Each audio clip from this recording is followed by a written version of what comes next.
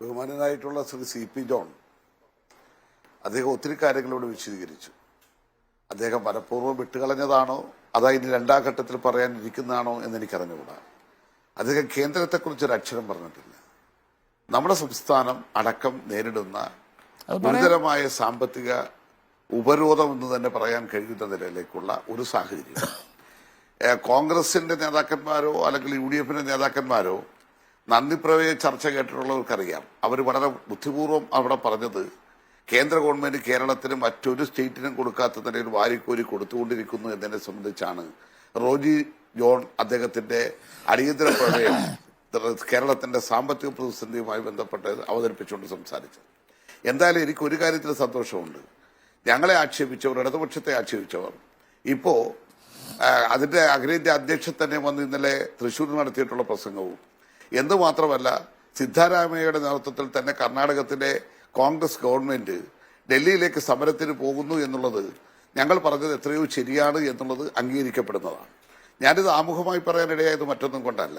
ഇത്ര വലിയ സാമ്പത്തിക പ്രതിസന്ധിയെയും അല്ലെങ്കിൽ ഈ നിലയിൽ പ്രയാസമുണ്ടാക്കാൻ കേന്ദ്രമെടുക്കുന്ന നിലപാടുകളെയും അതിജീവിച്ചുകൊണ്ട് വസ്തുതാപരമായി ഇന്നത്തെ കാലഘട്ടത്തിനനുസരിച്ച് അദ്ദേഹം അതുകൊണ്ടാണ് ഈ പദ്ധതികളെ സംബന്ധിച്ചിടത്തോളം എക്കണോമിയെ സംബന്ധിച്ചിടത്തോളം സൂര്യോദയ പ്രോജക്ടുകൾ എന്നുള്ള നിലയിൽ തന്നെ പ്രഖ്യാപിക്കുവാൻ തയ്യാറായിട്ടുള്ളത്.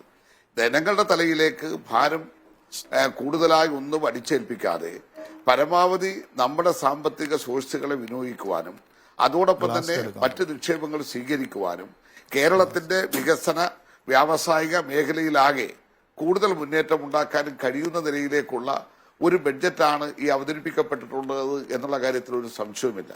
കേന്ദ്ര ബഡ്ജറ്റ് നമ്മൾ കണ്ടു. ആ കേന്ദ്ര ബഡ്ജറ്റിനെ സംബന്ധിച്ചിടത്തോളം അത് കേരളത്തോടടക്കം എടുത്തിട്ടുള്ള എല്ലാ ഘട്ടത്തിലും പറയാൻ കഴിയുന്ന യാതൊരു നിലയിലുള്ള ഇളവുകളില്ലായിരുന്നു. കേന്ദ്ര അവഗണന, കേന്ദ്ര ഞെരുക്കലുണ്ട് എന്ന് അതിന് മുന്നോട്ട് വെക്കുന്ന ഒരു ഉപാധി പ്ലാൻ ബി ആണ്. എന്താണ് ഈ പ്ലാൻ ബി എന്ന് പറയുന്നത്? CP ചിത്തരഞ്ജൻ, നമ്മൾ എല്ലാ കാലഘട്ടത്തിലും നമ്മുടെ വരുമാനം വർദ്ധിപ്പിക്കാൻ തുടർച്ചയായി ശ്രമിച്ചുകൊണ്ടിരുന്നതല്ലേ? മണൽ വാരലൊക്കെ നമ്മൾ എപ്പോൾ തീരുമാനിച്ചതാണ്, നടപ്പാക്കാൻ ശ്രമിച്ചതാണ്, അവിടെയൊക്കെ പരാജയമാണ്. ഇനി പെട്ടെന്നൊരു ദിവസം തീരുമാനിക്കാണ് പ്ലാൻ ബി. അങ്ങനെ എടുത്തോ പിടിച്ചോ എന്ന് വിചാരിച്ചാൽ കിട്ടുന്ന കാര്യമാണോ പ്ലാൻ ബി? ഈ പ്ലാൻ ബി എന്നത് അവതരിപ്പിച്ചുകൊണ്ട് ബഹുമാനപ്പെട്ട ധനകാര്യമന്ത്രി നിയമസഭയിൽ നടത്തിയ പ്രസംഗം, ആ പ്രസംഗത്തിൽ അദ്ദേഹം വളരെ കൃത്യമായി അത് സൂചിപ്പിച്ചു. എങ്ങനെയാണ്? ഒന്ന്, നമ്മൾ നടത്തിക്കൊണ്ടിരിക്കുന്ന നിയമയുദ്ധത്തിന്റെ നിയമ പോരാട്ടം, അതാണല്ലോ സുപ്രീം കോടതി നടക്കുന്നത്. അതിന് നമ്മുടെ അനുകൂലമായ റിസൾട്ട് നമ്മൾ പ്രതീക്ഷിക്കുന്നു. അതോടൊപ്പം തന്നെ വരാൻ പോകുന്ന പൊതു തെരഞ്ഞെടുപ്പ്, ഈ പൊതു തെരഞ്ഞെടുപ്പിൽ രാജ്യത്തൊരു ഭരണമാറ്റം ഉണ്ടാകും എന്നുള്ള പ്രതീക്ഷയാണ് നമുക്കുള്ളത്. പക്ഷേ UDF അതില്ലെന്ന് തോന്നുന്നു. കാരണം അവർ ആ കാര്യത്തിനകത്തൊരു വർത്തമാനം പോലും പറയാൻ തയ്യാറാകുന്നില്ല. അങ്ങനെ വരുന്നൊരു ഗവൺമെന്റ് ഇന്നത്തെ നിലപാടിൽ നിന്നും വ്യത്യസ്തമായ ഒരു നിലപാട് സ്വീകരിക്കും എന്നാണ് നമ്മൾ കണക്കൂട്ടുന്നത്. ഇത് രണ്ടും ഉണ്ടാകുന്നില്ലെങ്കിൽ വരാൻ പോകുന്ന എങ്ങനെ കൈകാര്യം ചെയ്യാൻ കഴിയും എന്നതിനെ കണക്കിലെടുത്തുകൊണ്ട് തന്നെയാണ്. സീതാറാം യെച്ചൂരി ആകത്തില്ലല്ലോ, ഞങ്ങൾ ആകാൻ വേണ്ടി പോയിട്ടില്ലോ, 64 പേരുണ്ടായിട്ടും ആയില്ലല്ലോ. പിന്നല്ലേ ഇപ്പൊ ഈ ബംഗാളിലും ത്രിപുരയിലും എല്ലാം ഞങ്ങളുടെ ശക്തി കുറഞ്ഞിരിക്കുന്ന ഒരു ഘട്ടത്തിൽ ഞങ്ങൾ അങ്ങനെ ചിന്തിക്കുന്നില്ലല്ലോ. കോൺഗ്രസ് നയിക്കുന്ന മുന്നണിയാകണമെന്ന് ഞങ്ങൾക്ക് ആഗ്രഹമുണ്ട്. പക്ഷേ കോൺഗ്രസ് നയിക്കുന്ന മുന്നണിയാകണമെന്ന് ഞങ്ങൾക്ക് ആഗ്രഹമുണ്ട്. ഞാൻ പറഞ്ഞത് അദ്ദേഹം തമാശയിലായാലും കാര്യത്തിൽ പറഞ്ഞതായാലും എനിക്കൊരു പ്രശ്നമില്ല. കാരണം ഞങ്ങളൊക്കെ ബഹുമാനിക്കുന്ന വ്യക്തിയാണ്. പക്ഷെ അദ്ദേഹം നിൽക്കുന്ന UDF-ലാകുമ്പോ പിന്നെ അദ്ദേഹത്തിന് അതേ പറയാൻ കഴിയുള്ളല്ലോ. അദ്ദേഹത്തിന്റെ മനസ്സാക്ഷിയോടൊപ്പം അദ്ദേഹത്തിന് യാത്ര ചെയ്യുമ്പോൾ അദ്ദേഹത്തിന് വേറെ കാര്യങ്ങൾ പറയേണ്ടി വരും. ഞാൻ പറഞ്ഞത് എല്ലാ ബഹുമാനത്തോടു കൂടെ തന്നെ ഞാൻ പറയുന്നത്, അതെ, ഞാൻ പറഞ്ഞത് ഇവിടെ കോൺഗ്രസിന് ഈ ഇന്ത്യ മുന്നണി വരണം എന്നാണല്ലോ നമ്മളെല്ലാം ആഗ്രഹിക്കുന്നത്. അത് വരുത്തില്ലെന്ന് കോൺഗ്രസ് തീരുമാനിച്ച പിന്നെ നമുക്കൊന്നും പറയാനൊക്കത്തില്ല.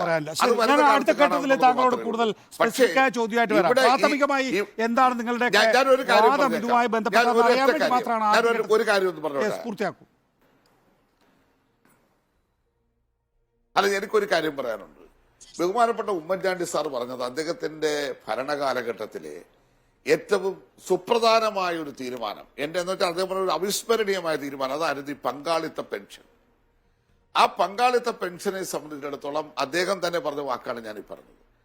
നിങ്ങൾക്കറിയാലോ, കോവിഡിന്റെ കാലഘട്ടത്തിൽ നമ്മുടെ സംസ്ഥാനത്ത് വലിയ സാമ്പത്തിക ഞെരുക്കും പ്രയാസമൊക്കെ നിൽക്കുമ്പോൾ തന്നെ കൃത്യമായി 5 വർഷത്തിലും ശമ്പള പരിഷ്കരണം എന്നുള്ള നിലയിൽ 10-20,000 കോടി രൂപയുടെ മുകളിൽ കൊടുത്തൊരു ഗവൺമെന്റാണ് കേരളത്തിലെ ഇടതുപക്ഷ ഗവൺമെന്റ്.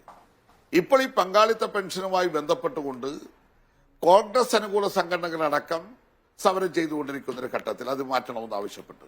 കേരളത്തിലെ സർക്കാർ ജീവനക്കാരന്റെ പൊതുവികാരം അതാണെന്ന് മനസ്സിലാക്കിക്കൊണ്ട് തന്നെയാണ് ഒരു ബദൽ പദ്ധതി ഉണ്ടാക്കും. ആ പദ്ധതി മറ്റു പല സംസ്ഥാനങ്ങളിലും ഇപ്പൊ അതിന്റെ ആലോചനകൾ നടക്കുകയാണ്.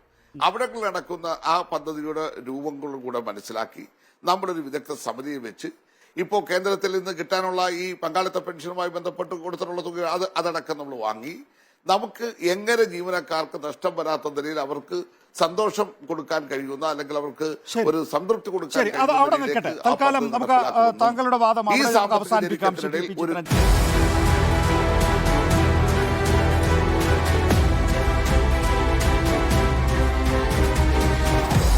Debate with MV Nikesh Kumar.